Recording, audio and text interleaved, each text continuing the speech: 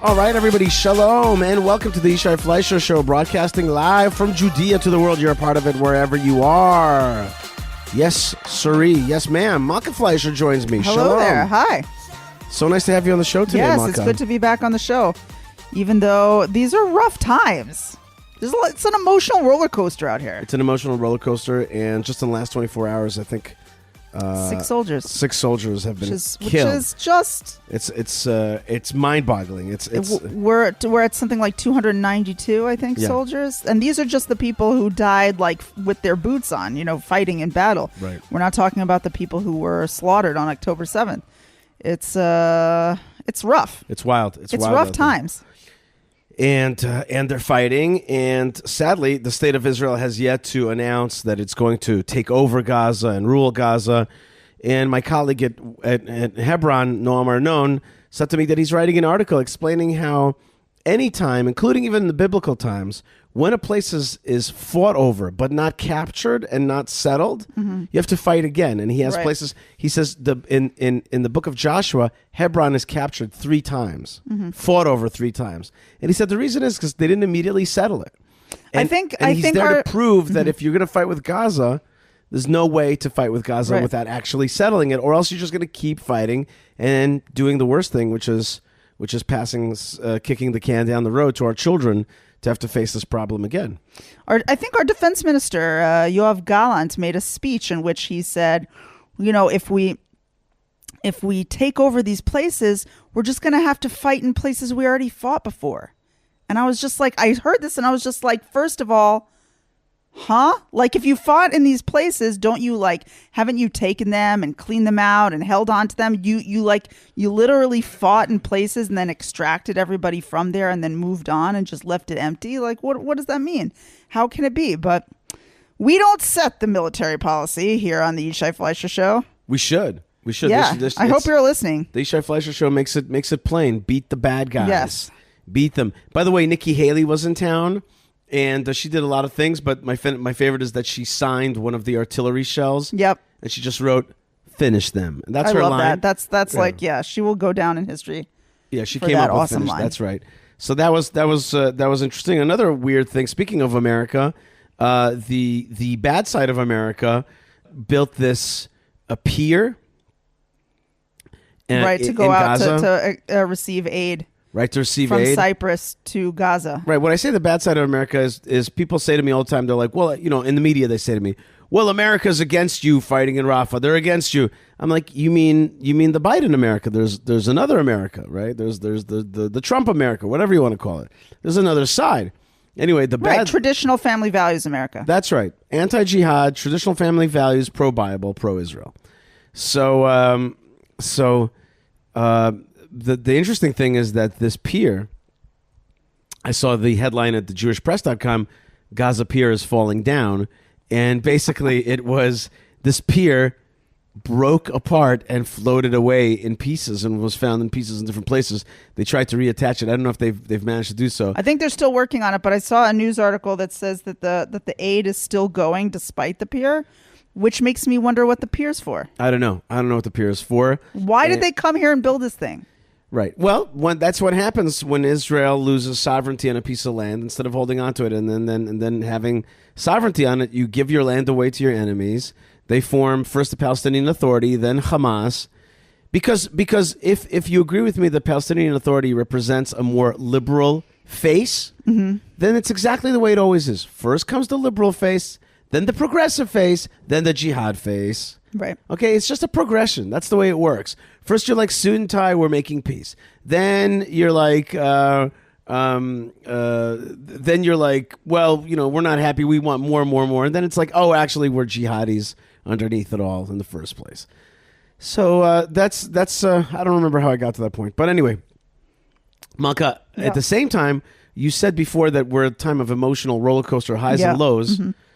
I was just at a conference in America that was sponsored by Hayovel, the Israel guys, by Dave Ramsey, and it was an amazing conference, right? With pro-Israel nations or folks from the nations who are pro-Israel, yes, lovers of Israel, Bible lovers, and it was in the heart of Tennessee, and it was an awesome awesome conference, and I got to like really hang out with people that I had not hung out with before, with Dave Ramsey, with Michelle Bachman, and with also like fellow Israeli activists like Pesach Walicki and Tully Weiss and Ari Abramowitz, of course, and I got to hang with them. I got to really hang out with them and to like spend some time outside of Israel to talk about stuff, and it was really very special. So I just got back from that trip, and I want to play you a segment of my debate and discussion with people all from here in Gush Etzion. One is a political leader. His name is Ohad Tal. Mm-hmm. Another one, Knesset member. He's a Knesset member from the Religious Zionist Party. One is the famous Caroline Glick. Yes. Of the Caroline Glick Show and Caroline Glick writings, and been reading her stuff for forever and ever, and me, and moderated by one of the Israel guys, and basically by Luke, and basically we got a chance to talk about and discuss the future of Israel and how we see real solutions moving forward. And I put this up on YouTube. People have really enjoyed it, so I want to play it here for you. Here's my debate from the Israel Summit in outside of Nashville, Tennessee, last week, with three Israeli, if I could be counted amongst those great ones, but three Israeli leaders in front of a Gentile audience of lovers of Israel, pumping out ideas of how we can move forward towards the future. Nice. Here we go. So, first question. Violent extremist settlers or Jews from Judea? What do you identify as? Why can't we be both? So I did actually just realize that today. We have the panel from Efrat here today. So great to have you all. And I did want to note, if this was a anti-Israel protest, they would consider all three of you guys settlers from the West Bank. But it's a little more difficult to say that a Jew should not be allowed to live in Judea. And here we have three Jews who live in Judea. So a little bit of what I want to talk about today is messaging. I like to get into details and practicalities. We talk a lot about, the world talks a lot about a two-state solution, a Palestinian state. We talk a lot about Judea and Samaria, Israel's biblical heartland, and why it matters. So I want to get into a little bit of the particulars on that. What does that look like? What does it look like in Judea and Samaria today? In the audience, raise your hand if you've been to Israel before. Wow. Raise your hand, keep your hand up if you've been to Judea and Samaria. All right. So this is a good crowd. We're in the right crowd. But for years, the world has believed the lie of the two-state solution, right? And today, even though anti-Israel countries and governments are still pushing for this agenda, even our American administration on some level, the world's waking up. All of us obviously know, and everyone watching on the live stream, we have hundreds of people watching online as well. We know that this is a suicidal idea for Israel, for the Jewish nation. But the question is, where do we go from here? What are practical answers to these issues that we've been dealing with for years for the land of Israel? What about the Arabs who reside in Judea and Samaria? And the question everybody's asking themselves now, what about Gaza? What happens the day after Hamas is eradicated? So, first question is, pretty sure everybody already knows. I don't even have to assume this. All of you three are strong advocates for Israel's sovereignty in Judea and Samaria. Let's just say the entire land of Israel, right? Inside that idea, has anything in your position inside that idea changed since October 7th? Let's start with Yishai down there on the end. Okay, thank you very much, Luke, and thanks very much for this great panel. October 7th did not change much in our thinking because we actually predicted it. My wife and I moved down to Gaza in 2005 to protest the so-called disengagement. We were like, this is going to lead to the jihadist takeover of this land. And if you do that, then Arabs are going to be oppressed. They're going to rocket at the Jews, at Israel. They're going to tunnel. They're going to do bad things. And that's exactly what happened. And it's not because we are prophets or sons of prophets. It's because it's obvious. You know, it's interesting. The Torah tells us don't give away your land, but that comports exactly with common sense. Don't shrink in the Middle East. That just gives a tailwind to the jihadism. As I said before in an earlier talk, you talk to Arabs, they always say to me, you guys are shrinking. You guys have left the Sinai, you left Gaza, you left parts of the West Bank, so-called, you left South Lebanon, you even left parts of Jerusalem. You guys are shrinking, and we're going to get rid of you in time. So we said that. We said, don't walk away from Gaza. Also, have you ever looked at the map of Israel without Gaza? It looks like somebody with a missing tooth. You know, it's like, shit. It doesn't look right. It doesn't look right. It's senseless. It's senseless, and this pathway is senseless. On top of which, the disengagement was after we had already seen the failure of the Oslo Accords. We've seen the failure of where it leads to when you let other people take over your land. It's wrong. Again, Israel is a small, tiny, ethnic state, a Jewish national state, defended and armed in a tough region. So did October 7th change anything? For me, no. It was just a affirmation, a sad affirmation of something that I knew was going to happen. And if we extrapolate it even more, we know that there's problems in Judea and Samaria with anti-Israel Arabs living there, in Israel proper, with anti-Israel Arabs living there and calling for jihadism and destruction. What did change, though, is that there's been a slight awakening. An awakening of sorts. Not big enough. A lot of people have come to understand that land giveaway is dumb, and that Israel should be strong, and that leaning on just a mechanized, a little military that's small but technological is false, and that you have to hold on to these lands. So now I think there is a little bit more of a conversation. I wish it was bigger, and so I'm very thankful for this conference that we're getting a chance to talk about it. But it has not changed that much, but it has opened the opportunity for a greater discussion. And I'm sure my colleagues will talk about how the deep state continues to rule. We have our own problems in Israel with people on the political, let's call it left, or the Israel shrinkers, who are still holding on tough in the bureaucratic positions and in the military positions. And we hope to God to start to dislodge them. And when I tell Knesset members that become, let's say, ministers or have any opportunities to hire people, and this is what my mom says. My mom says, tell the Knesset members and the ministers the most important thing to do is fire old bureaucrats and stick in new ones, good ones, into every level to get rid of that deep state, or to at least replace that deep state with some healthy deep state. Good. Carolyn, so in your book, which everybody should read, The Israeli Solution by Carolyn Glick, I read it a number of years ago. You deal with what a lot of people consider to be the demographic issues for Judea and Samaria. Would you say that as we advocate for Israeli sovereignty in Judea and Samaria, has anything changed for you after October 7th? I don't know whether it was October 7th per se, but October 7th certainly crystallized a position that I had moved towards over the past several years, since the book came out 10 years ago. In the book, I advocate for giving a path to citizenship to the Arabs of Judea and Samaria, arguing that their numbers are half or less of what the left and the United States and really the international community claims, because it created out of whole cloth over 1 million Palestinians. They increased the population by 50% just out of whole cloth, and kind of like just opening up the southern border and letting everybody in the entire world enter the United States. So we didn't do that, so they just pretended we had, and they increased the number of Palestinians by over 1 million.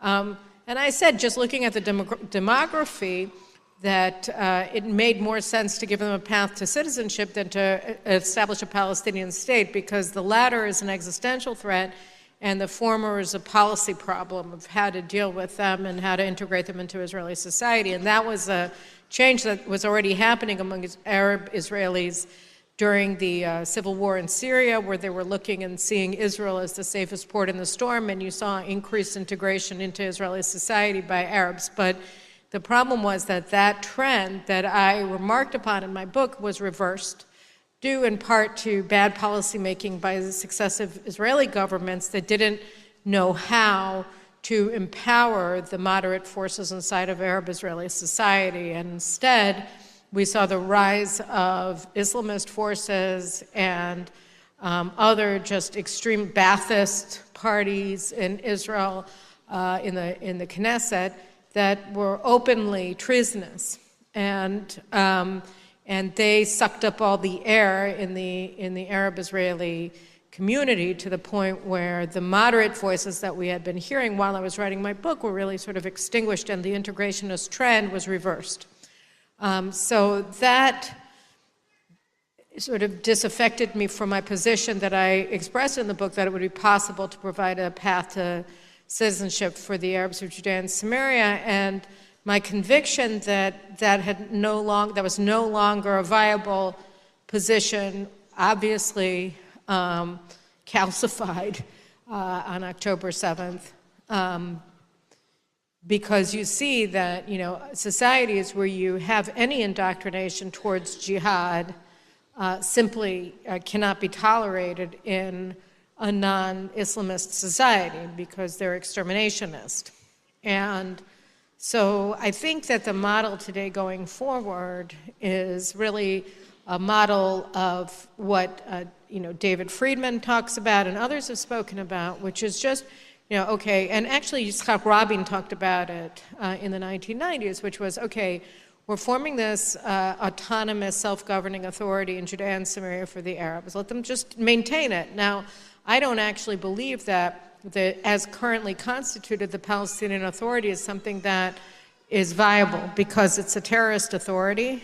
I think that you have also you have organic divisions inside of Arab society in Judea and Samaria, that a lot of it is tribal and clannish. And what Israel did when it brought in the PLO from Tunis and just sort of asserted its control over the locals in Judea and Samaria and Gaza was a great disservice to the people who were living there, because you essentially brought in a foreign conquering terrorist army and said, deal with them.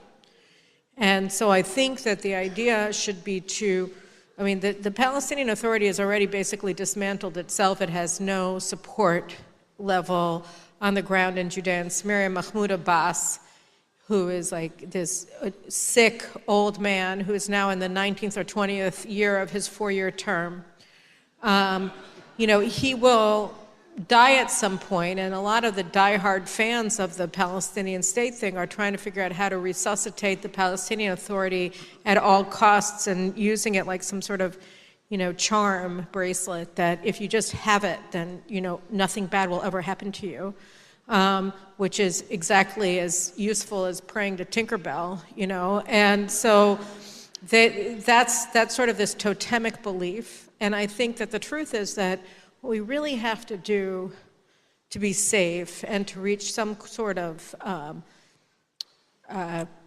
place that's a stable long-term parking space with the Arabs who live amongst us is to let them just not be aggregate, not to be unified, because they're not, and to allow the local leadership of the various areas, the various clans, to return to a kind of traditional organization of autonomous areas. Of course, that flies in the face of everybody who thinks that every Palestinian is a nationalist and wants a state, that it will be a terror state, that will be a jihadist state.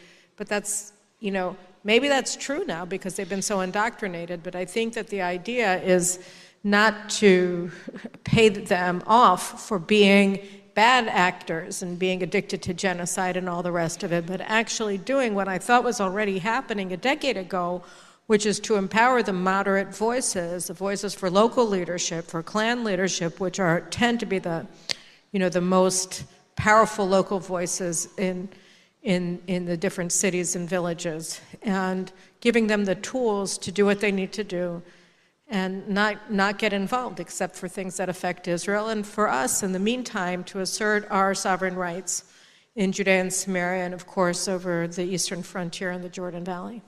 Thank you, yeah. Ohad, what things are you and your colleagues working on in the Knesset? What has changed? What has accelerated?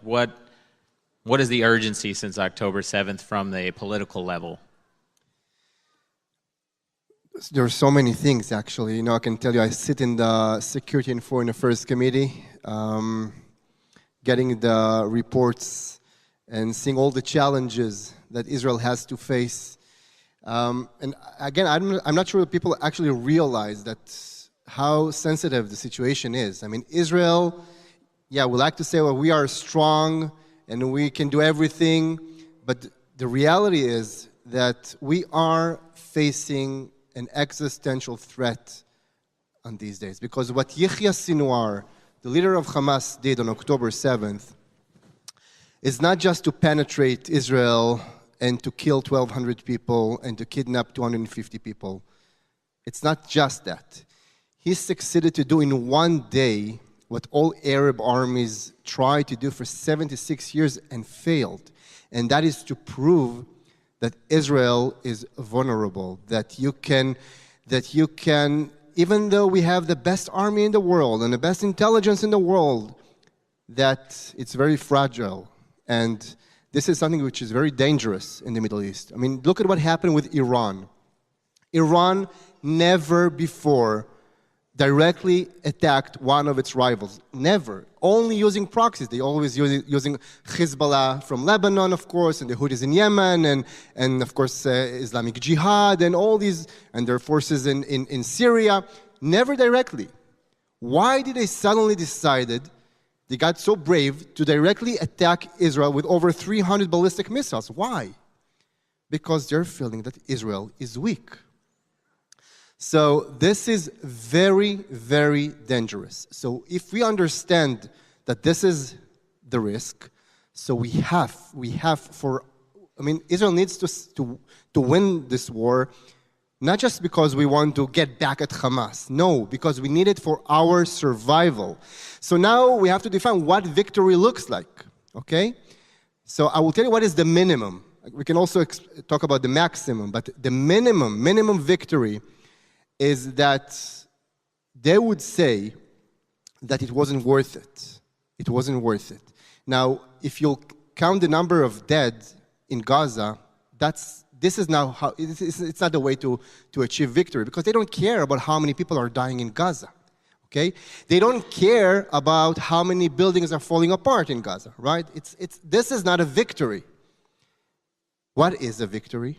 What is the one and only prize that they consider as a defeat? Land. That's the only prize they consider as a defeat for themselves, as a victory for Israel.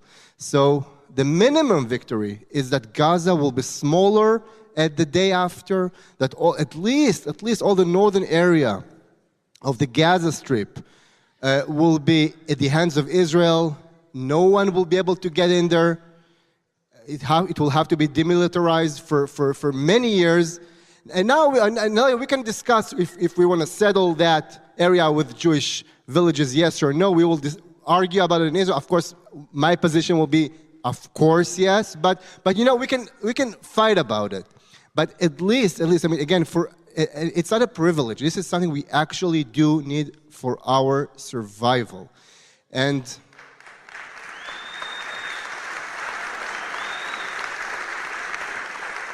that's the minimum. And of course, I think the maximum, and I think this is one of the lessons, and we spoke about it before, that one of the lessons of October 7th is to learn to face the truth, to realize the reality. We have to wake up. This is what we have to learn, and that is to go back to the truth. So the truth is that the land of Israel belongs to the people of Israel. This is why the Jewish people has to be the only one to control this area from the river to the sea. Israel will be free. I don't think you'll find anyone. There's nobody in this room who's going to disagree with you. Follow-up question for you, Ohad. I want to bring in Gaza at the very end here in a minute, but to return to Judea and Samaria for a second. A few days ago, I saw a clip from a liberal documentary it was called Settlers. They cited that there was 2.7 million Palestinians living in the West Bank, right? Now, obviously, 2.7. Now, obviously, I know that's not true. I've been in Nablus, I've been in Torah Messiah, I've been in Ramallah, I've been in Rawabi, and I've counted the empty houses there on camera. There's not 2.7 million Arabs. Now, that's obviously a small thing. I would, you guys might have more insight. I would guess there's 1.5 million, something like that. But if Israel were to apply sovereignty today, which is what we all advocate for and what we push for, what happens to the Arabs who live there? I'll start with you, Ohad. So, I just came back from Washington last night, and I met with Ambassador David Friedman, and I truly believe in his plan. I think that's the right thing we should push. I don't know if you've heard about his plan. I think you showed his video? Last night, yeah, we showed his video, One Jewish State, yeah. Okay, so I think that's the vision. That's the vision. Basically, we will offer the Palestinians 3 options. If you want to fight with us, we will fight you back. We will destroy you. This is one option. You want to stay? By all means. Please stay. Feel free.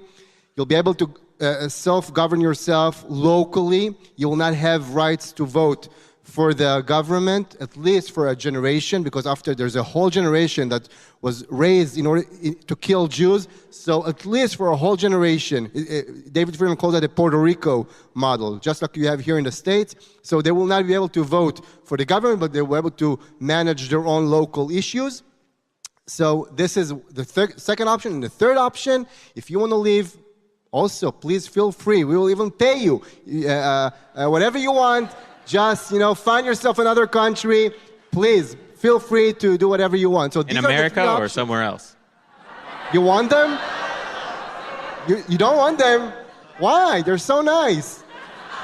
So that, and I think it's very simple. It's very simple. Yes, Israel will be the only, because at the end of the day, you can't have in such a small area 2 entities who want to have a national identity. It doesn't work. It doesn't work. So, and again, it was already proven. We've given them a state. Effectively, we gave them a state in 2005. We've seen what happened. So we cannot afford to have the same mistake, to take this brilliant experiment and expand it to the whole area of Judea and Samaria, just a few kilometers from Tel Aviv, Jerusalem, and Ben Gurion Airport. It's craziness, and we will not repeat that mistake again, hopefully. Please, God. Yishai, I want to jump to you, and I've heard you say this. I've been with you in Hebron, arguing with local Arabs there, like to cause trouble. But I've heard you say on mainstream media networks, you don't have a problem with Arabs, you have a problem with jihadis that want to kill you. What percentage, especially now since October 7th, of Arabs do you think there are in Hebron that don't want to cause trouble or kill you and your family? Well, our good friend Ashraf Jabri, who's one of the sheikhs of Hebron, is a friend of the Jewish community, told me that Hamas is riding high right now. Hamas is very attractive right now. They did a great job killing a lot of Jews, spilling a lot of blood. Folks with bloodlusts are attracted to that. And they've done a great job spreading their videos. Videos of them being violent is a winner. It's a winner on TikTok. It's a winner on Instagram. And so therefore, their market value has gone up tremendously. And so now there's much more pro-Hamas people in Hebron, especially the youth. And the answer to that again and again and again, the healthy answer to jihadism and other forms of people trying to take away our land is a strong Israel. That is the proper position. Strong Israel means that we do not tolerate. We have zero tolerance for jihadism in the schools, in the textbooks, in the mosques, even on social media. Zero tolerance for jihadism in our land and also on the borders of our land. Right now, we're not in that mindset, and we have to understand that they're riding high right now. Hamas is riding high. You want to get rid of them, that riding high effect? Crush them. Crush them. That's what you got to do. That's what you got to do. You got to get rid of them in Gaza. You got to say that you assert sovereignty. And I'll tell you, I'm going to say something that is a little bit more, hard to swallow at this time. But I think Ohad said it very well and nice and easy to swallow. But I think that we have to get rid of 3 organizations. 3 organizations need to be dismantled. One is UNRWA. They're teaching jihadism, and also they teach the sister of jihadism, which is called refugeeism, which is that like they're from this land, and and they're all refugees, 5 generations down. So they teach them that whole narrative, and of course we know now that they are aiders and abettors of actual physical terrorism, and along with narrative terrorism. They're also physically helping aid and abet actual killing of Jews. So you got to get rid of UNRWA. The next thing you got to get rid of is the Palestinian Authority. You got to stop paying money to the Palestinian Authority. Stop transferring money. I mean, in Hebron, I've picked up books from the trash, school books. You know, kids have school books. I picked them up from the trash. I used my Google Lens. I didn't even need to use the Google Lens. It was so obvious. Hate. 2 + 2 Jews equals dead Jews equals 4 dead Jews, you know? Like terrorism in the school books. The Palestinian Authority pays for that. We know that. So it's time to wake up and be like, we are defunding this thing. We are rolling back this whole entity. And here's another entity, which is a trickier one, which people here in the audience are less familiar with, but I'm familiar with every single day. There's another entity that supports. So we have UNRWA, that's the internationals. The Palestinian Authority, that's the local Arabs. But there's another entity that a lot of people here don't know about, which really supports the two-state solution, the creation of Palestine on our land, and that's called the civil administration, the COGAT. The truth is that our Israel is one of the big supporters of the Palestinian Authority. Our Israel, the elements in Israel, our left, our progressives in Israel, we have a whole army unit that's set up to actually create Palestine. That's the truth. That's the truth. I could sugarcoat it for you, but that's the truth. These are 3, and by the way, this organization has very little oversight, and there's corruption there and a million other problems. This organization's gotta go away.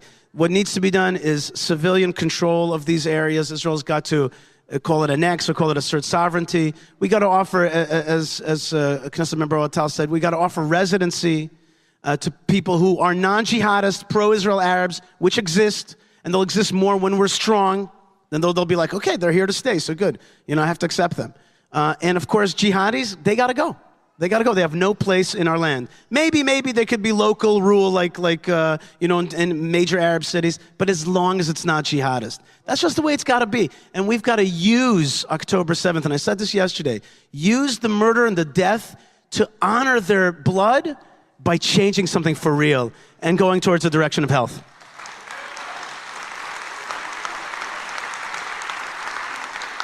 So, Carolyn, two kind of connected questions for you. One is, practically and politically speaking, do you think Israel could apply sovereignty to the land of Israel tomorrow? And the second question is, a lot of people ask us, because as a non-Jew myself, a non-Israeli, speaking to a lot of non-Israelis, people from the nations, we're always advocating for the entirety of the land of Israel to be Israel, right? But people always say, well, isn't that Israel's job? Doesn't the government of Israel have to make those decisions? How impacted is the government of Israel? How impacted are their decisions by the support of other nations, both on a government level and a non-government level?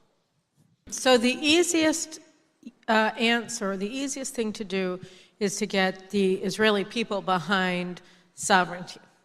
Sovereignty not only in Judea and Samaria, but sovereignty inside of sovereign Israel, where we don't apply the laws equally to Jews and Arabs. We barely enforce the law towards the Arabs, and I would argue we over-enforce the law towards Jews, but whatever. And you probably could get a very large proportion of Israelis, maybe 80, that would support annexing parts of Gaza and chucking as many people as possibly would be willing to leave from there after what happened on October 7th. So I think that the easiest part of the question is the political aspect of it. I think the bureaucratic aspect of it is very different. I mean, the year before the October 7th invasion, the left was burning down the country because they lost the elections. And we finally had a stable coalition of 64 out of 120 seats in the Knesset that wanted to roll back the deep state. And the place that we were going to start was in the judiciary and in the legal fraternity, which, very much like the situation here with the Department of Justice and the FBI and a lot of the progressive judges, is very pro-national, very pro-Palestinian, thinks that the right in Israel is the biggest problem, not our enemies, and goes very light with terrorists and goes very heavy with politicians they don't like and with political activists that they don't like. And so we have an unequal enforcement of law. And then the second area that we were going to move towards was the General Staff of the Army, where you have it as a closed gentleman's club. Religious Zionists, for instance, are unfortunately overrepresented by, like 500% over their percentage in the population in terms of the fallen soldiers in the war. And it's the price that the religious Zionist community is paying, not just the religious Zionists, all of sort of the second Israel, religious Zionists, Sephardic Jews, is totally out of proportion with the leftists who are burning the country down because they lost the elections. And, it's been one prolonged period of angst, of anxiety for our sons who are fighting, and for mourning for our neighbors' sons who have been killed. We've lost so many people just where we live, in Efrat and in Gush Etzion. We have 3 new rows of graves in our regional cemetery. So we have been paying an extraordinary cost. And it's a big, I mean, I feel it all the time. And we just had Memorial Day, which was a really hard day. They're not going anywhere. I wrote my book, and actually I told David Friedman at the time, I said, this was sort of for the foreign audience, because the truth is that we're not going to be able to apply Israeli law until we have reform of our judicial system. And in the IDF as well, it's this club that's totally non-reflective of the fighting forces in the army. There's like a glass ceiling for non-leftists in the army of brigadier general, and you get there and you won't go into the general staff. They will figure out something to incriminate you with, to push you out, or to think of any excuse not to promote you. And they just bring in themselves and they clone themselves, and it's a disaster. And we have a general staff that's not worthy of the men in the field.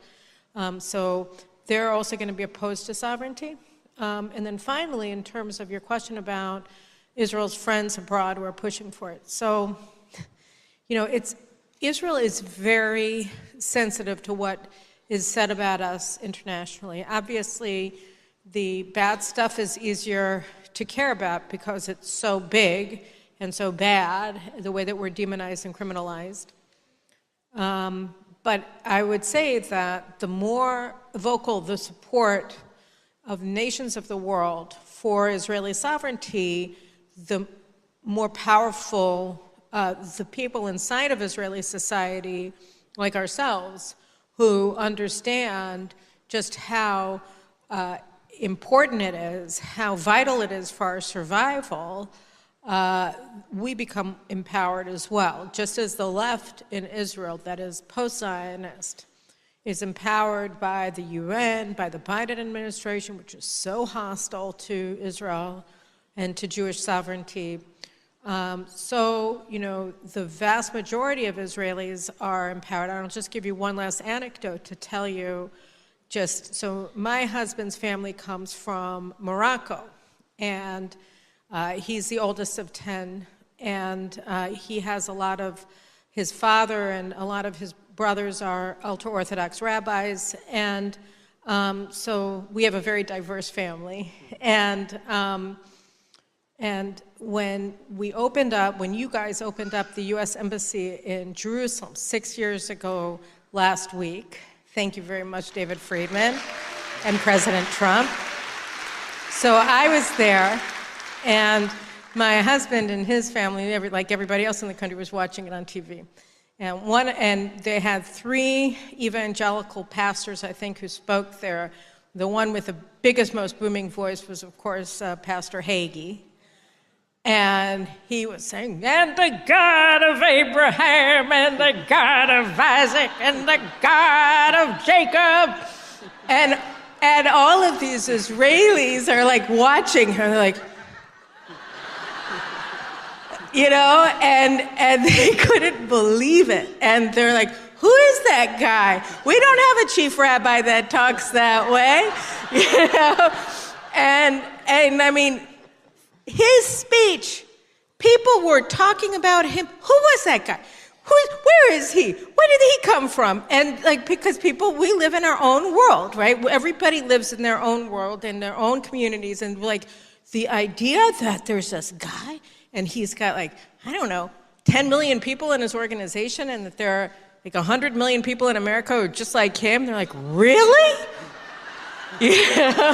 So I mean, that was an eye-opener, and it was so empowering for the people of Israel to see that outpouring of support and love that day and in general. So let me tell you, it's hugely impactful. So again, you guys are very important, and the louder you make your voices heard, not only the more powerful your voices are here in America, but they also buffet us in Israel and help us to move forward with what we have to do, which is Yishai and Ohad both said, we have to do in order to survive. Thank you. Quickly, I'd like to hear your thoughts on this, because as a member of Knesset, yeah, you guys go ahead.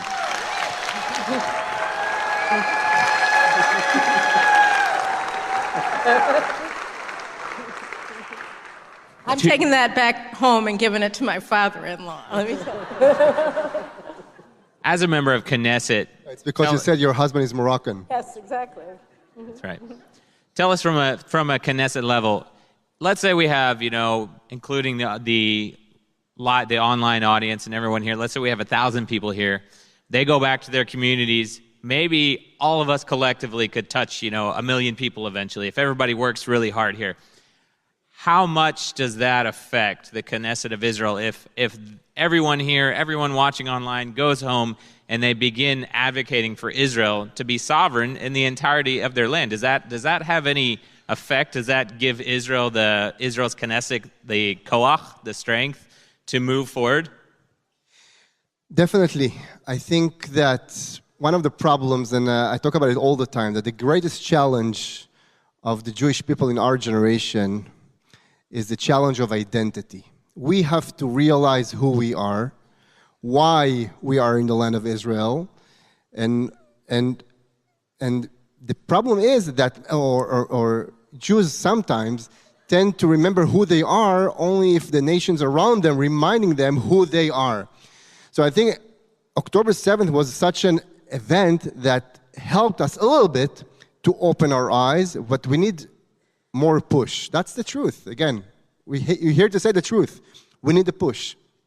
And the fact, and just as Caroline, as you said, that people were so surprised to hear Pastor Hagee and to see his support for Israel, because people in Israel, they used to hear only that people hate us, okay, and want to kill us. That's the narrative. They don't know of you guys.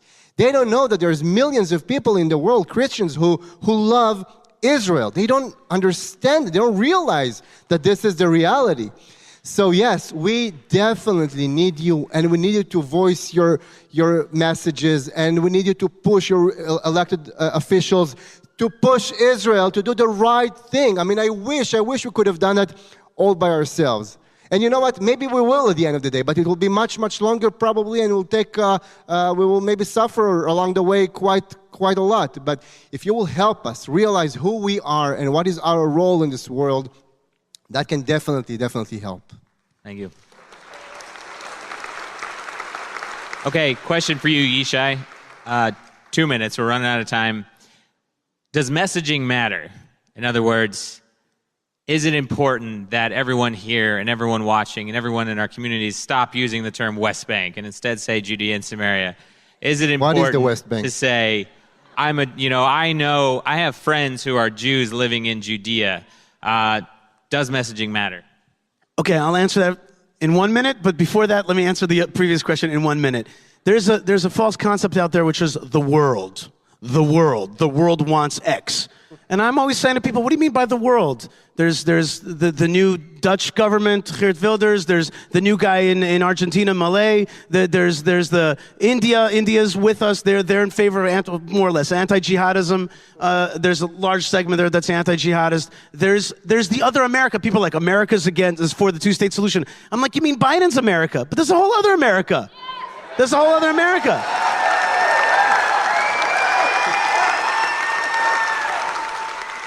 This messaging of the world is a leftist propaganda. The world. What do you mean the world? There's a lot of the world. There's all kinds of people in the world. Not everybody's against us. A lot of people are for us. A lot of people have common sense. Not everybody wants, Israel to be taken over by the jihad or wants their campuses to be taken over by the jihad. So, okay, that's number one. Number two, regarding messaging. Yeah, it's very important. Of course, the left is genius at words. They're brilliant at words, and they're always changing words. But sometimes you could use their tricks against them. For example, the word settler. Settler has become a negative word. By the way, I was in the bathroom over here. I was trying to get into the bathroom. It said occupied. I was like, what kind of conference is this? Anyway. Sometimes in the airplane, it was occupied by a crazy settler. That's right. There's Abramowitz. Ari Abramowitz is in the bathroom. And sometimes on the airplane, it says PA is active, And I'm like, no, it's not. Anyway, whatever. Anyway, so of course messaging matters, but sometimes you got to know when to use it, when not to use it. If you're talking to a group of people and they want you to say Palestinians, sometimes I say the so-called Palestinians. I'll say that. I'll do the hashtags, whatever. As settlers, sometimes I use it positively. For example, to get on Piers Morgan's show, I said to him, well, you haven't had a settler on. Maybe you need a settler, And they're like, okay, well, we need a settler. So, sometimes you can use it to your advantage, but there's no doubt that the world has created all kinds of words. And the number one biggest word of them all is occupation. It's the mother of all lies. Because what occupation means is that the Jewish people, for example, were occupying, Hebron is Israeli occupied Hebron. Are you joking? We've been living in this town for 3,500 years. We had a first temple there. We had a first temple in Jerusalem, a second temple. All the time we were living in Hebron, we were living under various occupations. If they were the Roman, the Byzantine, the Roman, Byzantine, first Arab conquest, Crusader, Mamluk, Turk, British, Jordanian, and we're back, okay? So they tell you you're occupying. I'm like, what do you mean occupation? We are a liberation force. We have come back home to our ancestral homeland, and we've been living in this town. Don't tell me the stories. They want to tell us that we are white colonialists, not from this land. That's what they want to tell us. And we're like, no. When I was a kid, I lived in America when I was a kid.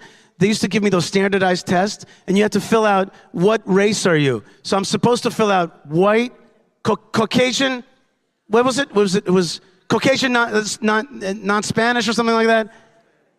I'd be Hispanic, Caucasian, non-Hispanic. I was a kid. I was like 8 years old. I'd circle other. I would write Hebrew Semite. Okay, so yeah, it definitely matters. But at the same time, let's not get overly stuck. You know what I mean? Sometimes they're like, don't say this word. All right, let's do the big fight. The big fight is to hold on to our land. Okay. As we've been organizing this conference, everyone asked me, they said, so what's the purpose of this conference? And I think everybody here and everybody watching wants to know, what's our homework? What are we taking home with us? I'd like to hear 30 seconds from each of you. What would you tell everyone listening and watching today? What can they go home and do the day after tomorrow to help better stand with and support Israel? Yishai, let's start with you and come down the line. I'll do it in 30 seconds. Teach the Bible to your kids. Teach the Bible. Especially the so-called, see, here's nomenclature, especially the so-called Old Testament. Teach it to them, they'll understand what the right thing to do is. Especially the book of Genesis. It's very simple. Teach it to them, and their whole life is going to go in the right direction. And the other thing is send your kids to Israel. Send yourselves to Israel. And third thing is, do what we're doing right now, which is preach the choir. Get the choir singing loud. We need that choir. That choir, the people in this room are going to make a difference. And if you talk after this conference, of this summit, to 3 other people, that's a humongous magnification, and keep it going. Keep it going strong. Thank you. Thank you. Carolyn, what's the homework you'd give everyone here? Well, yeah, I'll just follow up on Yishai because he really gave you the right homework. But, one of the things that I say in terms of language and messaging is, I was talking to some other people last night, and where are you from? From Efrat, where is that? And I said, well, it's just south of Bethlehem. It's in Judea. And I said, you probably heard of our most famous resident. He said, oh, yeah, who? And I said, King David. And they were like, really? And I said, yeah, he grew up right here, right where my kid plays ball, absolutely.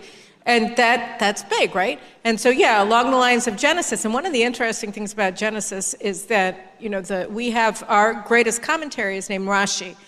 And Rashi, when he's explaining the first book of the Bible, he asks the question. He says, why doesn't it start with the Exodus? After all, the people of Israel were born with the Exodus. Why do we go back to Abraham? Why do we go back to creation? And the answer that Rashi gave, and he lived in Normandy, in northern France, during I think the first crusade, right? And 11th century. Yeah, 11th century. And so he knew what the predations of exile were. And his explanation for why the Bible started with the story of the patriarchs and the matriarchs was because God wanted to make sure that everybody throughout time understood that the land of Israel belonged to the Jews. That the most important thing, because we're so small and because we're persecuted and because he knew what was going to happen, he wanted to ensure, with the way that he placed the books of Moses, that everybody would know that this is no joke, that this is the promised land, and that he promised it only to one people, and that's the Jewish people, that's the children of Abraham, Isaac, and Jacob.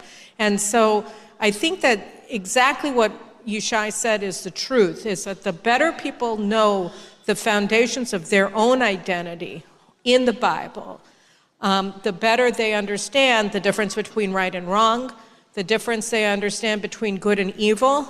It's all there. You know, I never understood when I was a kid, how is it possible that Abraham Lincoln learned everything from the Bible, right? And he did. That was how he learned how to read. That's what he read. That's what he studied, only the Bible. But now that I'm old, I see that it's true. Like, all you need to do is do that book. And you do that book, you learn math, you learn science, you learn everything right there in that book. And you learn who you are, and you learn why you are who you are. And so I think that is the most important thing to do. And and go home and tell people about what you know and what you're seeing. And you do it anyways. So now hopefully, because you're here at this conference, you can do it with more knowledge, with a little bit more humor from people like Yishai and my father-in-law, and you can move forward. And that's exactly, you know, I always say you have to preach to the choir, otherwise they'll stop going to church.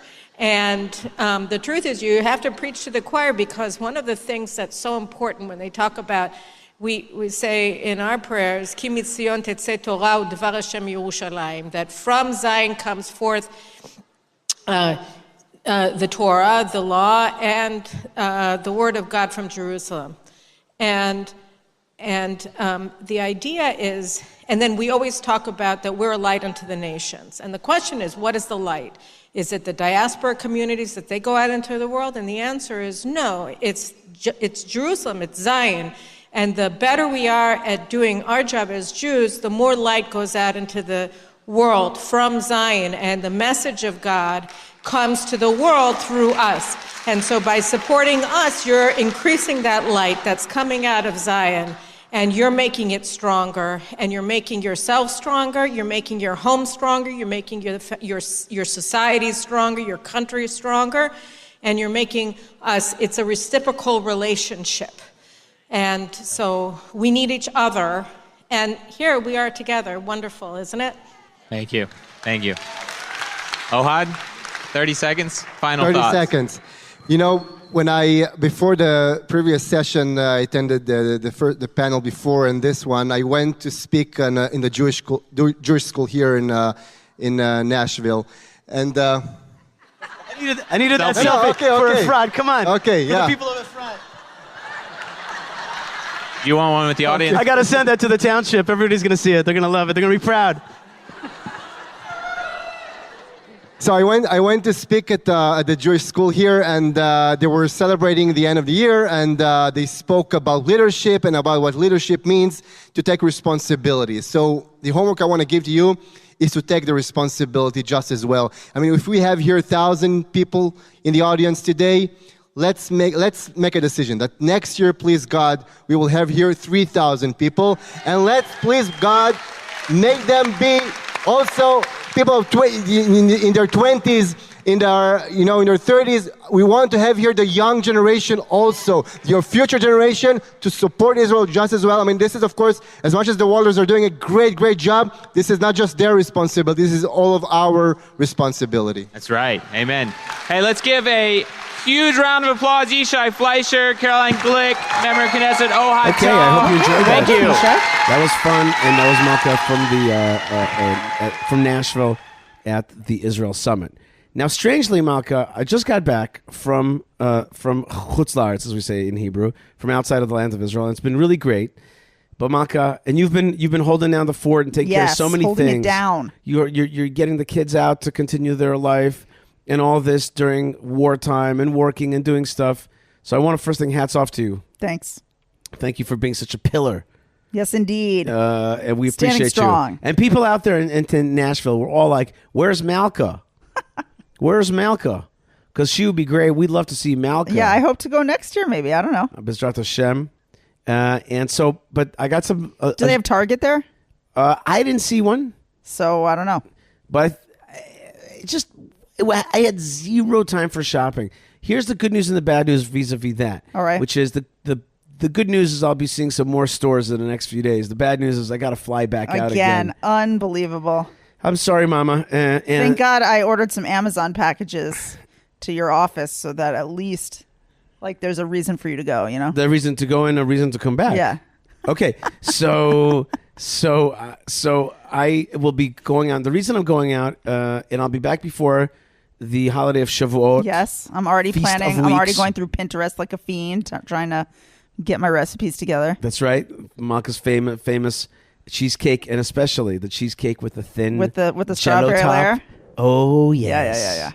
Yes. That's like a staple. That works. So I have to go out for something else, Malkah. I got to go out to help sell the new apartments that we're developing. The Jewish community of Hebron is developing. Now, people don't always want to buy in Hebron because they don't think we'll be able to build it. They think the government will stop it, or they're afraid, or they're afraid it's a waste of money, or a million things. But we are building. Right. This in one's not Hebron. stoppable, but No. not in like a we're unstoppable way, Yeah. but like in a we've gone through the legal hurdles. It's all done. You can rest easy. It's being built. That's right. And I happen to have had the great merit to produce a film with the one and only Avram Fried. Avram Fried, for those of you who don't know, is a superstar Hasidic singer and musician. For those of you who know, you're raising eyebrows at those people who don't know. I was like with a group of very nice people recently, and they didn't Yeah. know who Avram Fried was, and I'm like, and you know, So we can't be friends. Or? you know that moment where you're like, oh, he's really famous, but it also intimates, how did you not know that? You know, it's one of those. Oh. Yeah, you're like- yeah. He's you're like- really famous, AKA. What do you live in a hole? Right, exactly. So Avram Fried is an awesome superstar and does great concerts in Israel and around the world and in America. He's also Chabad. He's a Chabad chassid. He's a follower of the Lubavitcher Rebbe. Yep. And he came in to make this film. I'm going to play you here right now. That film, you'll only see in see audio form. In audio form, you can Interesting. see, and you'll understand why we use specifically Avram Fried to tell the story of the history of Chabad in Hebron, and therefore the exciting prospect of what we're doing now vis-a-vis that history. So here's Avram Fried telling us about the story of Chabad in Hebron and what the opportunity is today. Okay, Malkah, I'm Let's telling take a you, subway to the Rebbe's property. Didn't you just leave the Rebbe's property? That's a good question. Let me tell you a story. Please stand clear of the edge of the platform. Fasten your seatbelt. The next stop is Hebron. Whew, that was fast. From Kingston Station to Hebron Station.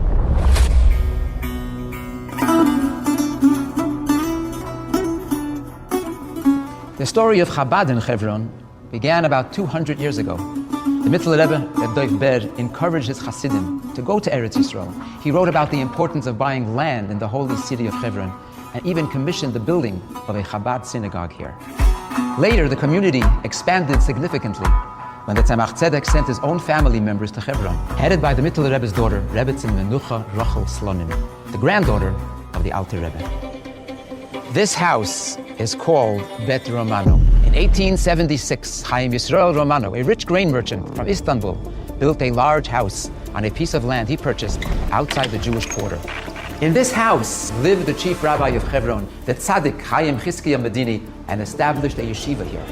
After the death of the house's builder, Chaim Yisrael Romano, his sons put the house up for sale, and local Arabs offered a large sum. Reb Chaim Chizkiah Medini tried to keep the house, but was unable to obtain the sum. Then Rabbi Shimon Hoizman, a resident of Hebron, wrote a letter to the Rebbe Rashab, Reb Sholem Doif Ber, pleading with him for help. The Rebbe became personally invested in the project and managed to save Bet Romano. In 1911, after the purchase, the Rebbe founded the Torah's Emes Yeshiva. The Ottoman Turks confiscated the house and its connected property and evicted the Chabad yeshiva. In its place, they set up a police station, which was later taken over by the British. In 1929, the Rebbe Rayatz, Rabbi Yosef Yitzchak Schneerson, visited Hebron and viewed with deep pain the confiscated Chabad property, but was not allowed to enter. Just 3 weeks later, an Arab mob set out to commit a horrific massacre against the Jewish men, women, and children of Hebron. In Beit Romano, the wounded and the murdered were gathered. From here, the dead were brought to burial, and the Jewish survivors were deported from Hebron. In 1948, the Jordanians occupied Beit Romano and used it as an Arab school. Was alle Brüder und Schwestern, was gefühlen sich in Eretz Hakedesh und Eretz Israel, stehen nicht in einer Lage, wo der Rebbe steht bei Schicksal und Schicksal seine Brüche und Atzloche und Yeshua. The miracle of the 1967 Six-Day War, Yerushalayim and Hebron were liberated. The effort to rebuild Hebron's Jewish community began, and Hebron's sister city, Kiryat Arba, was established. But the redemption of Bet Romano was not yet accomplished. Wir gefunden aber in der Ruf Achidush, bei den mittleren Reben, gab es den alten Reben, und auch das, was sich gekehrt, mit Pashtus, Aschettach und Karka in Eretz Yisrael. Und wo hat das gekehrt Davke in Hebron. Bet Romano was finally reclaimed in 1982, and Yeshivat Shavei Hebron was established. But the majority of the property was not yet in our hands. The struggle to reclaim the rest was difficult and lasted years. But with Hashem's help, now we are building big time! And here we are, standing in the Chizkiah Quarter Chabad property with a unique opportunity to be part of history. A property fought for by the Sdei Chemed, the Rebbe Rashab, by the Rebbe Rayatz, and the Rebbe. Right now, friends, this is a work site, as you can see. But soon, very soon, it will be 31 spacious, high-standard apartments with kindergartens, playgrounds, workspaces, and community facilities with 2 levels of underground parking, and all in walking distance from the Me'aras HaMachpelah. This is an incredibly rare opportunity to build Eretz Yisrael, to rebuild Hebron, and to walk in the footsteps of the Avos, the Imohos, and the great Chabad Rebbe. Cannot believe I got a chance to produce that film. And if you didn't catch it, the point of the film is that there's an arc of heroes. Great rabbis, great people, great efforts. And now on a silver platter, it's coming to you to be part of it. Right. That's the point of that movie. It's like these people held on to it. Right, and now it's like available to you. That's all you have to do now. Okay, so that's why I'm flying out, Malkah. I'm flying out to help sell That is a to worthy these apartments. cause. That is a worthy cause. And I have to say, on the Avraham Fried front, when you went to film this film, I was like, Yishai, I'm bringing the kids. You're like, well, I don't know. I'm like, I'm bringing the kids. Right. Because I wanted them. You know, we go when Avram Fried comes to Israel. Sometimes we go to his concerts, depending on where they are and how easy it is to get tickets and everything. So we really enjoy his music and we really enjoy his show, and he gives off a really good energy. And I was just like, you know, I would like the kids to like see this person, and here he comes to work with you. And we took the kids, and the kids are pretty like well trained. They know how to deal in a situation in which like Abba's working and you can't, you know, interrupt. But I was like, we're just going to watch from the side. We could stay for an hour or whatever. We ended up staying for like 3 hours watching this video being made. And I must report that Avram Fried was a mensch, a.k.a. nice, respectful, positive energy, patience, kindness, humor, the entire time. And we did not get there at the beginning. We got there at the end. Right. Of the filming. And I was a little nervous, truth be told. I was a little nervous because sometimes you have a person and they look so awesome, this like celebrity type person, and then you get in front of them and like maybe it's not exactly the same as what you perceived. But he was exactly what his performance is. A wonderful person with great energy, putting it all out there, Jewish all the way, fun and cool. So it was really great. And if anybody, you've heard now the video, but if you'd like to see it, you can also see it online. That's right. Go to Yishai Fleisher TV on YouTube, and we got a lot of stuff going on there. It's a lot of fun on YouTube we're having.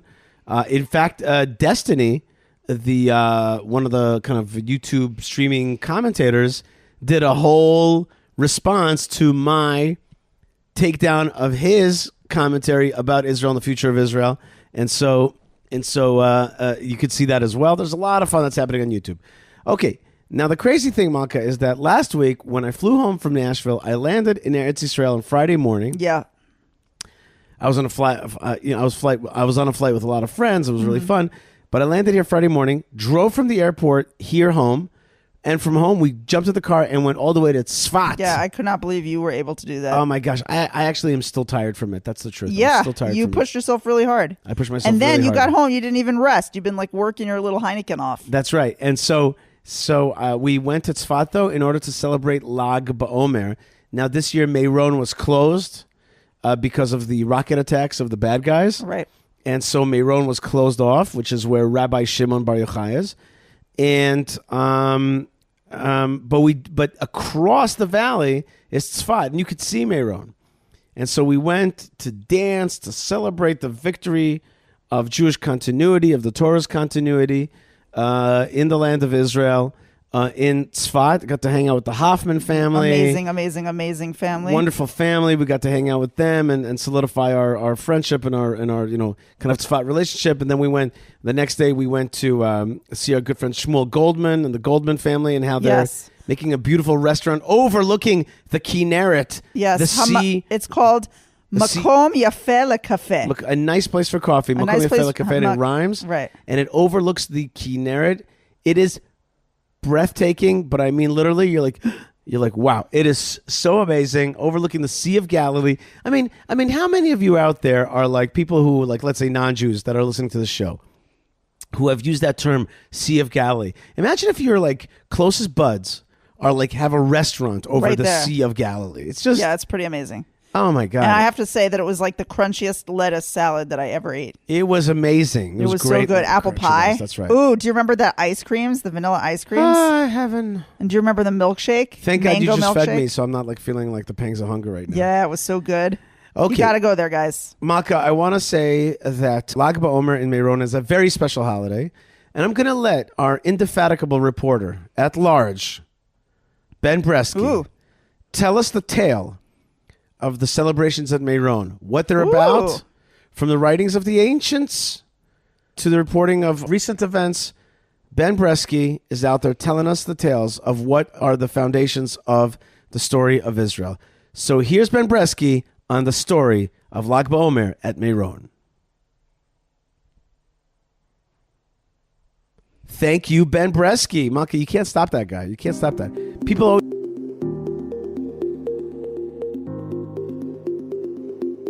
This is a moment in Jewish history.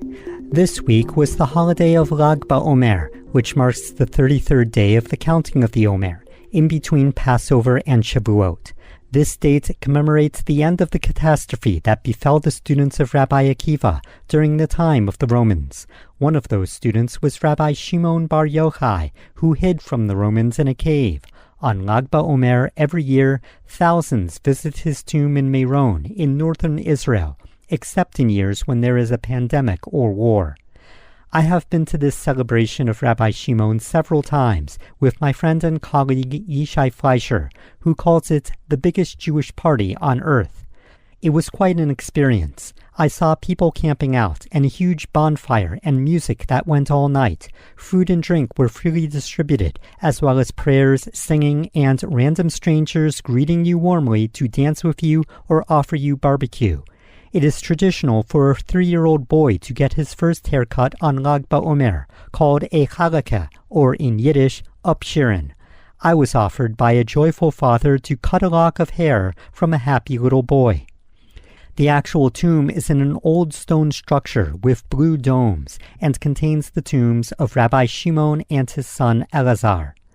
Rabbi Shimon was no fan of the Romans who were in control of the land of Israel and issued harsh decrees against the Jewish people.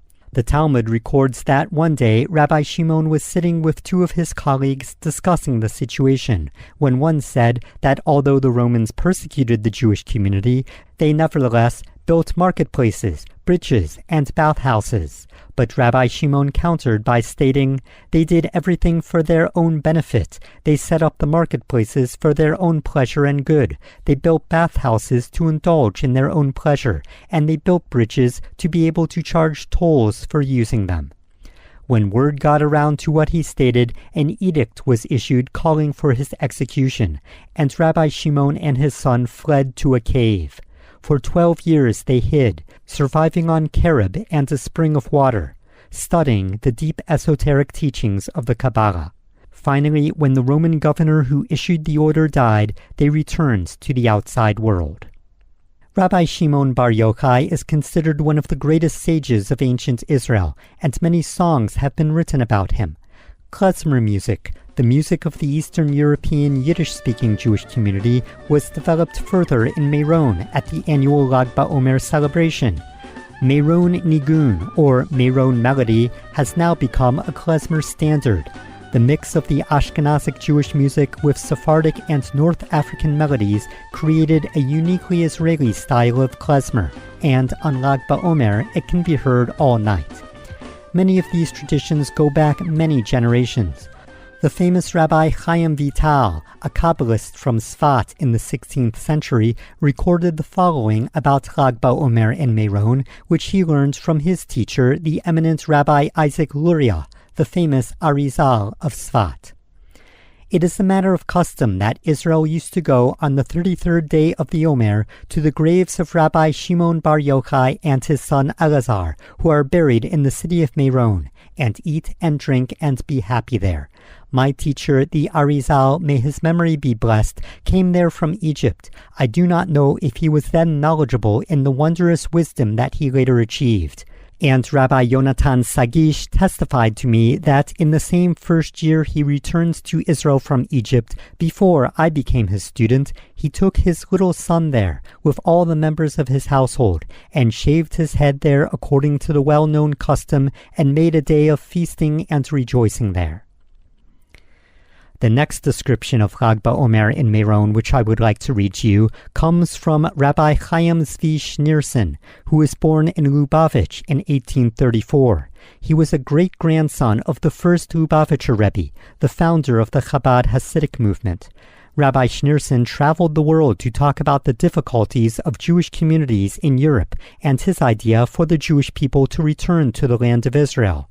He lectured in the United States and in 1869 met with the President Ulysses S. Grant, where he discussed a difficult issue involving the American consul who had an office in Jerusalem and was mixing Christian proselytizing with his diplomatic duties. That consul was removed of his duties after the meeting. In 1872, he published his book, Palestine and Romania, a description of the Holy Land and the state of Romanian Jews.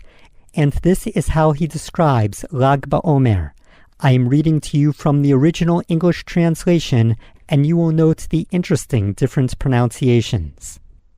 A most holy place is the grave of Rabbi Simon ben Yochai, one of the oldest rabbis of the Talmud. Near the western part of the city, in a village called Meron, in the court of a Jew, is the grave of Rabbi Simon, on which a synagogue has been built. The whole court, with the many houses therein, belong to Jews. Every year, on the 18th day of the month of Iyar, the anniversary of the death of the rabbi is celebrated in the following way. Thousands and thousands of men and women assemble around the burial ground. It is a day of joy, like a great family festival.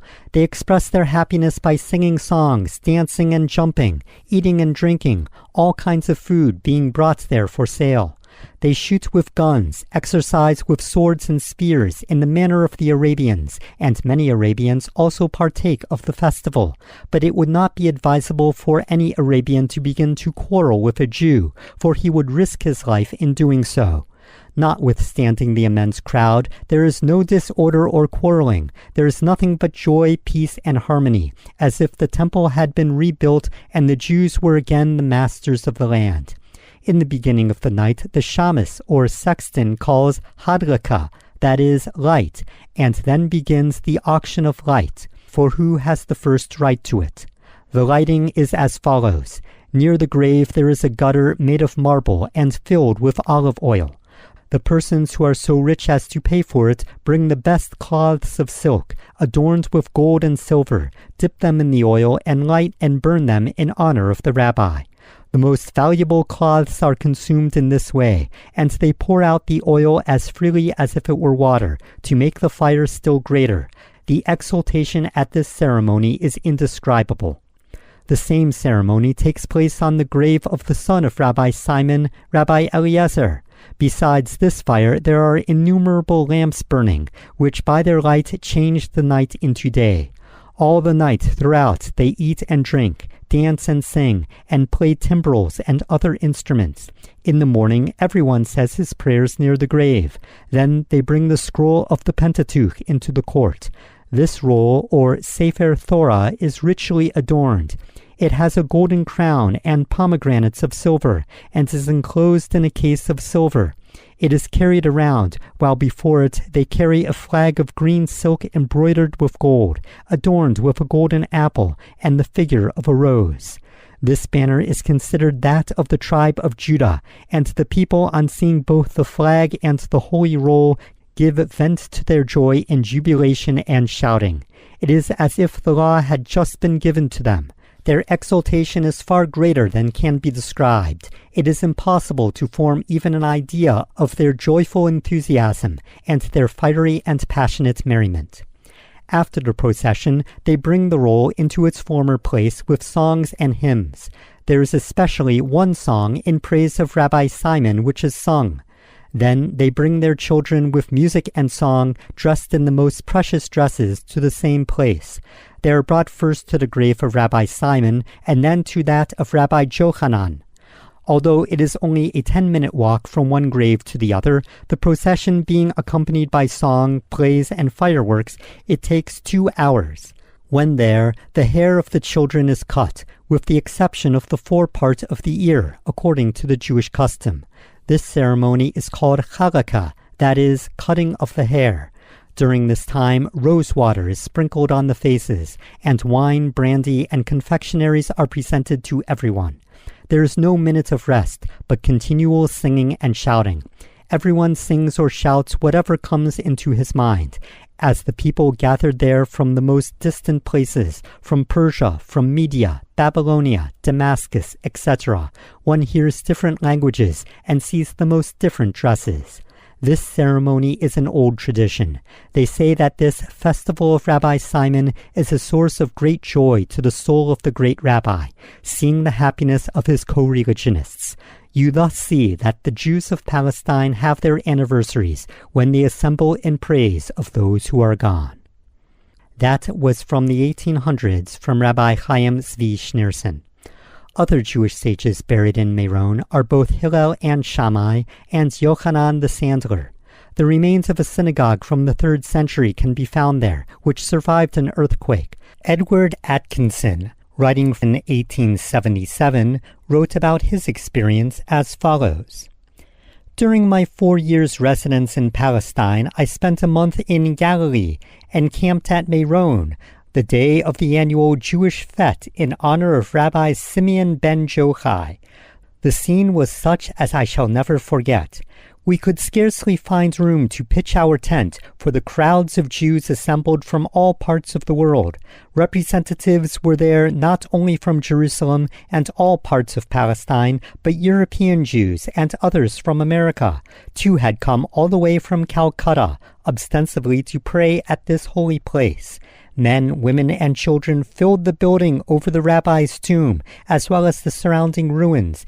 As night approached, a fire was lighted in the court, and many who had brought offerings of valuable garments, embroidery, shawls, and jewelry threw them into the flames, while old and young joined in frantic dancing and singing round the fire. The dancing, drinking, and singing was kept up the greater part of the night, which happened to be moonlight, and together with the wild rocky hills around, lighted up partly by the moon and partly by the numerous campfires, constituted the most strangely weird picture I ever beheld.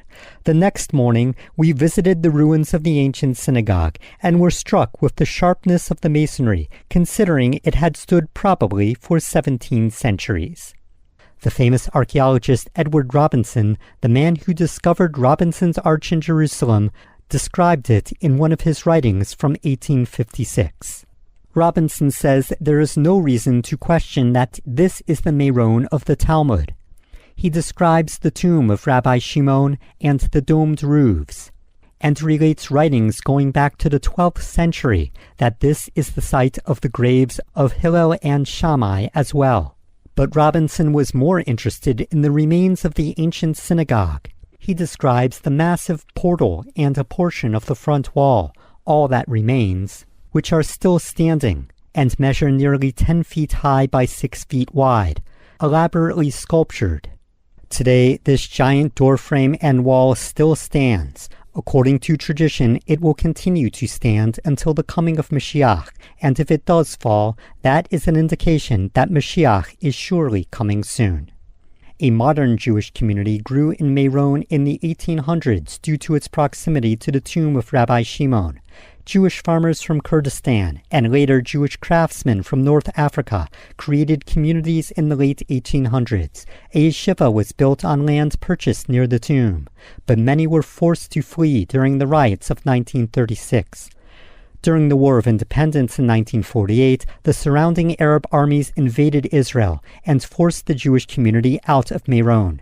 Cannons were set up on the hilltop, used to shell the Jewish community of nearby Sfat. During the war, both Sfat and Meron were liberated, and the bombing successfully stopped when the tomb of Rabbi Shimon was taken by the newly created Israeli Defense Forces. After the war, Moshav Meron was created by veterans of the IDF, many who had earlier fled Eastern European countries such as Romania. Today, modern Meron is a quiet town, with nearby orchards used to manufacture dried fruit and other produce. There is a community center, schools, stores, and bed and breakfast accommodations for years when tourism is better. This has been a moment in Jewish history. Thank you to Yishai Fleisher. Thank you to all the listeners. They're like, I love and Malkah. Shalom. And they're like, and I love that Ben Bresky. Yeah? Yeah, I love his history. It That's teaches so me cool. so much. Teaches me so much. Wow, that's Thank you, nice. Ben, for being a teacher and a reporter par excellence. So thank you for that, Ben. And by the way, I want to right now take a second to thank Yochai Seidman, Moshe Herman, Ben Bresky, Tabitha, and say goodbye to Lou. God bless you, Lou. And may the Neshama have an aliyah. We miss you. Lou, when he was live. Yeah. We miss him. But he's gone to a safer, to a happier, and to a truer place. So we miss you, Lou. God bless you. But thank you to the rest of the team. And to David on our video production team, thank you very much.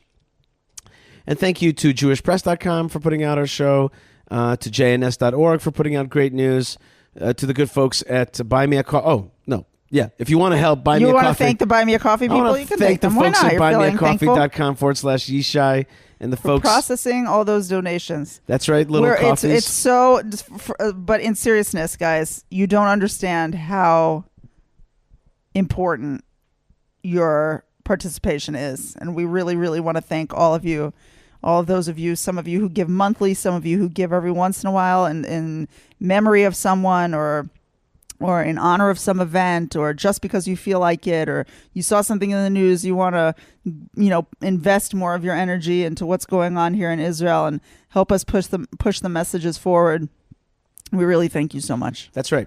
And it's a cross-platform, multi-platform effort here that we're trying to reach people. And I can tell you, it's touching people's lives all over the world. Okay, so Ben Bresky talked about Meron. And I want to throw in my video, which the production that I made, which is a short film about going up to Meron and what it's like. I made this with my amazing brother Josh Fleisher. We made this film 10 years ago. Wow! But it's still as relevant today as ever before. It's great in video, but let's take a look at the feelings, sights, and sounds of going up to Meron. That was, by the way, a sound on your phone, right, Malkah. That was a red alert. That was a red alert. For Betset and Shlomi. That's in the north on the beach. Poor Shlomi. Yeah, Shlomi's been hit hard. And so, yeah, that was the sound of the attacks on Israel, but here's the sound of Israel's victory. Here's Yishai going up to Meron. All right, that was awesome. That was such a special time, and thank you so much, Malkah, for folks, going up. Yishai Fleisher here. Behind me, thousands of buses are gathering in a midway stop heading up to Meron. That's the burial place of Rabbi Shimon Bar Yochai, and tonight is Lag BaOmer, the celebration of the life of Rabbi Shimon Bar Yochai. Why are tens of thousands, hundreds of thousands of Jews heading up to this place? Why is this the world's biggest Jewish celebration? Let's go find out. חסיד אחד היה במירון.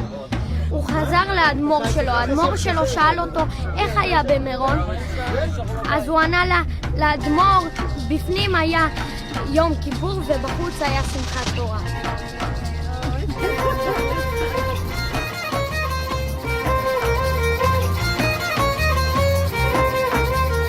Free food! That's part of the whole Lag BaOmer experience here in Meron. They just give out free food. This is shoko!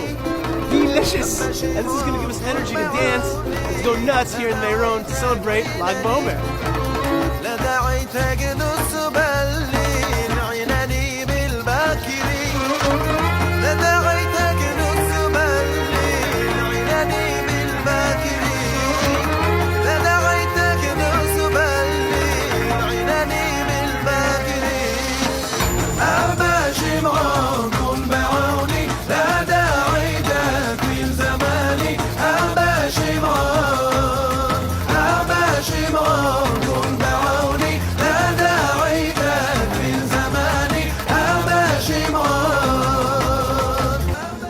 Most important things that happens here in Meron is the lighting of these fires. These are the fires that represent the fire of the Jewish people that was almost extinguished when the Second Temple was destroyed. But it also represents all the Jews that were killed throughout the ages Al Kiddush Hashem. They were destroyed, they were killed, they were martyred for the sanctity of God's name. Today we remember all the people. It's called the Yizkor HaKlali. We remember all the Jews who were killed, who were taken. It's the Yizkor candle for all generations.